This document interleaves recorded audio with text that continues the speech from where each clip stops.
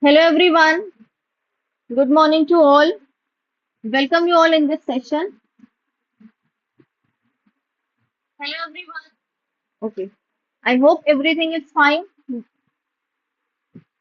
The audibility, visibility of the slide.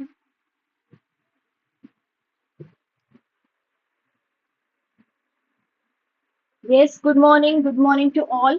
Now, today in this session, what I'm going to discuss that is the topic-wise breakdown, what to study, what to leave. Okay, what are the topics that are very relevant for your exam? What are the topics that are continuously repeating in every cycle? So all these things we will going to see in this particular session. That is all about your overview of your syllabus. You can say the topic-wise breakdown of the syllabus. You can say so. That is what we will going to cover in this particular section of paper ABM. So it's the first paper of your CAIIB, the Advanced Bank Management.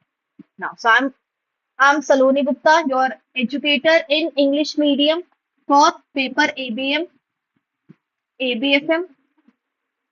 These two papers, the compulsory papers I'm taking, and in elective I'm taking your central banking paper. So let's start the session. Now, before moving forward to the syllabus, let us see that what are the dates for your upcoming exam, that is for your upcoming November-December 2025 exam. Now, so registration will start from 2nd of September. It will start from 2nd of September and it will continue till 22nd of September. So you have 20 days in your hand to register yourself for CAIIB examination.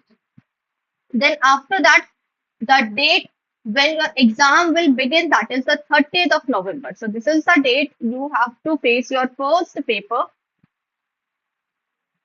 that is Advanced Bank Management. So it is the first paper of CAIIB and again it is very important paper. Then second paper is your BFM paper. It will be on your 7th of December. So you have 1 week time for BFM paper. Again, 1 week time for your ABFM paper. But do remember that you don't have time, you don't have any time gap in your ABF after ABFM, you don't have any time gap for your BRBL paper. So you have to prepare this paper parallelly or before your exam is started. Then for elective paper, this time we are getting a gap of 1 week. So you can prepare your elective paper in that 1 week only. Okay. All your five options are given in your elective paper and you have to choose wisely your elective paper. So this is all the examination dates you have to remember. The from 30th till 21st of December. Now let's talk about the compulsory papers and the elective paper. So in hand we have 4 compulsory paper and 1 elective paper. So don't think that elective paper is not important or you can pay less attention to this paper. No, every paper, each and every paper is important for you to qualify. So we have 4 elective paper. That is the first paper ABM, second paper BFM, third paper ABFM, and the fourth paper is BRBL. And for every paper, the same pattern is being followed. Again, 100 marks of questions will be there and 2 hours will be given to you. See, this 100 question, this may vary in any of the paper. Like if the question is very big, so they can ask the question in 2 marks also, in 3 marks also. So this question may vary, but the marks and the duration will always be same for each and every paper. So be it your compulsory paper or be it your elective paper. Now, next we have elective paper. What is the pattern of elective paper? That is total 5 papers, 5 options will be given to you and you have to choose one option according to your preference. So most of the bankers or we educators uh, suggest you that you should take HRF. Why? Because they two reasons are there. The first is it is entirely a theoretical paper. Okay, less practical, more theoretical paper is there. Now, second is that you have already completed your 30 to 40% of the syllabus in your ABFM paper also and in your ABFM paper also. So that is why this HRM becomes quite scoring paper for the bankers. But yes, rest it depends on you that if you have the experience of any field, if you're working in any rural bank, if you are a risk manager, So you can take the risk management. If you have interest in central banking, you can take that. And if you are from engineering background, you know the technical terms of systems, the computers, the networks, then you can choose this IT and digital banking. So again, it depends on the individual to individual what subject they choose in elective part. Now, so let's move ahead for the syllabus. What is the syllabus? What is the topic breakdown of each and every syllabus? Now, so module A is all about your statistics. So remember, in the English medium, module A, Ajay sir will take. And rest of the modules, that is module B, C, and D, I'm going to take. So module A is all about your practical. So 70% practical questions will be there and 30% theoretical questions you will be seeing from this particular section, from this particular module. Now, so again, statistics is what, that is the definition is very important, its limitation, its drawback, its merits, everything, its classification. Then central tendency, measure of central tendency, that is mean, median, mode, all these are important. How much your data is dispersed, dispersion talks about that, the skewness, the kurtosis. Then when two variables, how two variables are related to each other, the correlation, and what is the effect of one variable on another variable. So we have two variables, independent and dependent.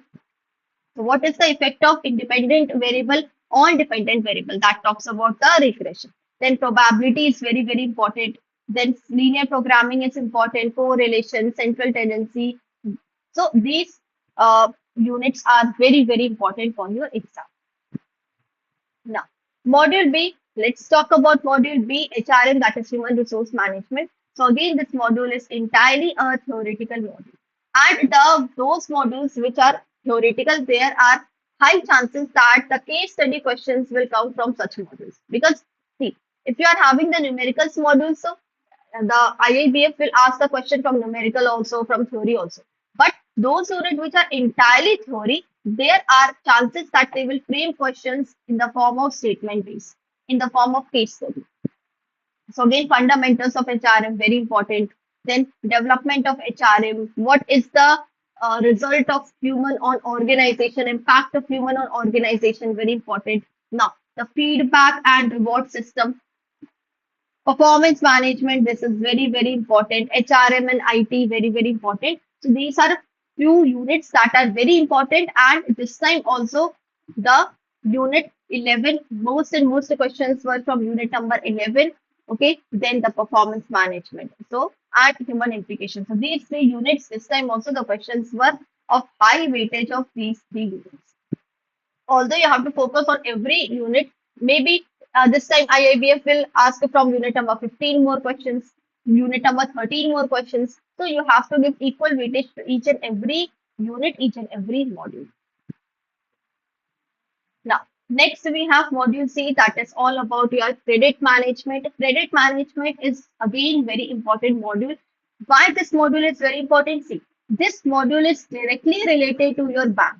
How directly? Like what you do day to day, your activity, day to day, your work, it is related to that. You manage the credit, you see that which department is good enough to lend the credit, to give loans, at what rate you are giving, how to analyze their financial statements, how you will examine their books of account, okay, how you will disburse the funds for long-term operation, for short-term operation, for working capital finance, for term loans. So regular activities related to this module C, that is why it is very, very important. So overview of credit management. So we have some priority sector lending categories. Okay, in those categories, you bank, RBI says that the bank has to lend to these categories. Financial statements and term loans. Then from here, it starts in the sequence. So first you will do the credit appraisal, then you will do the credit sanction, then credit disbursement, then credit delivery, then credit control. Okay, then credit monitoring, then risk management is there. So in a sequence, you will be seeing that first you will deliver the credit through STP. STP is what? It is the automated version. Okay, rather than doing everything manually or paperwork. Okay, so credit will provide through the automated version, that is STP, making everything very simplified. Then how to control the credit. So if you have given credit loan to any borrower, then you will control, you will see that for what purpose the borrower has asked you the loan. The borrower is using the loan for that purpose only, or the borrower is using loan for any some different purpose. So that is, you will do the control, you will monitor the borrower, you will monitor that borrower is using that money in the proper direction. Okay, not in any kind of illegal work they use your money. Now, risk management, again, you have to manage the risk. So for risk management, we have three components, that is risk identification, risk assessment, and risk mitigation. So with the help of that, you will manage your risk. Then you have to see that which institute is having a good credit rating. Accordingly, that you will disburse the loan. After disbursing the loan, still you are facing the problem of NPA, you are facing the problem of repayment. Then you have done bank uses three courses of action. Now, what are these three courses of action? That is restructuring, rehabilitation, rectification, recovery, so that bank may recover their loss amount. And still, if this does not work, this three courses of action does not work, then the bank has to go to with this method. That is IBC 2016. Bank will take the help of IBC 2016. So it is just basically a law. Okay. It is made from different sort of laws, integrated laws, that is IBC 2016. Clear? Done. So this is all about your credit management. So likewise, module A, B, C is also important. Moving forward to the next module, that is D. So module D talks about your rules and regulations. What sort of rules and regulation? Rules and regulation that banks are following the RBI guidelines or not, banks are following the proper regulations or not, the audit is happening or not. Okay, they are also handling the grievances of customers or not. Okay, then what is the compliance culture in their bank, how they are managing GRC framework. So all this will include in your compliances in bank and corporate governance. So this time two case studies were from fraud and vigilance section. The case study was there, and this chapter very important. 30 and 31. These two sections are very important. More and more questions we have seen in this exam from these two chapters. So Unit 6 talks about that what is the basic function in bank, the compliance function that every bank has to follow. So the basic of the compliances in bank, that talks about unit number 26.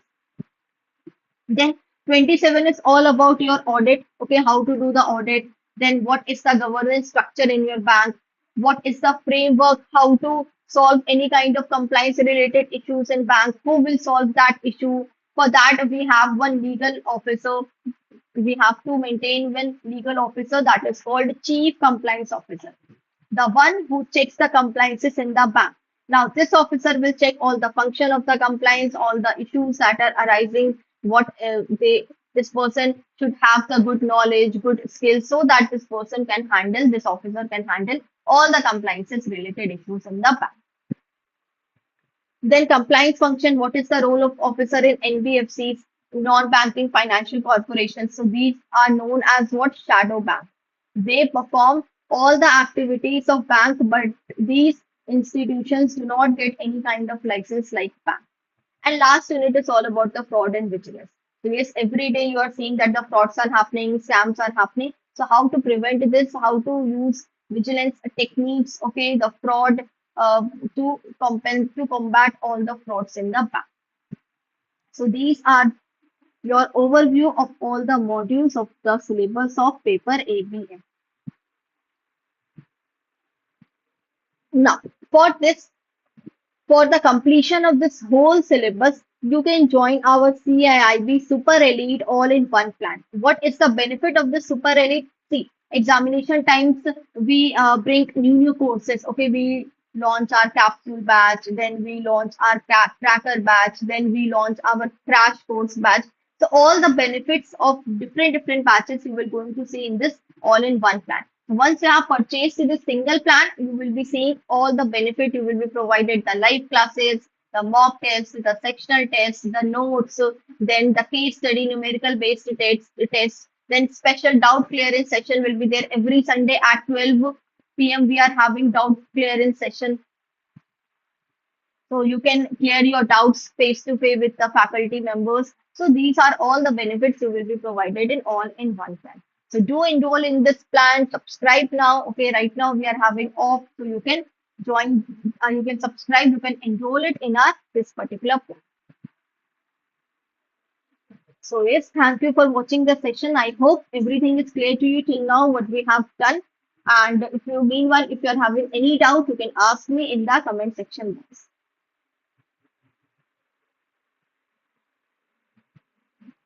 And soon we are starting our foundation 2.0 batch. Okay, so from today, the 2.0 batch for ABM will start and ABFM will start on 13th of July. So you can join from this batch also.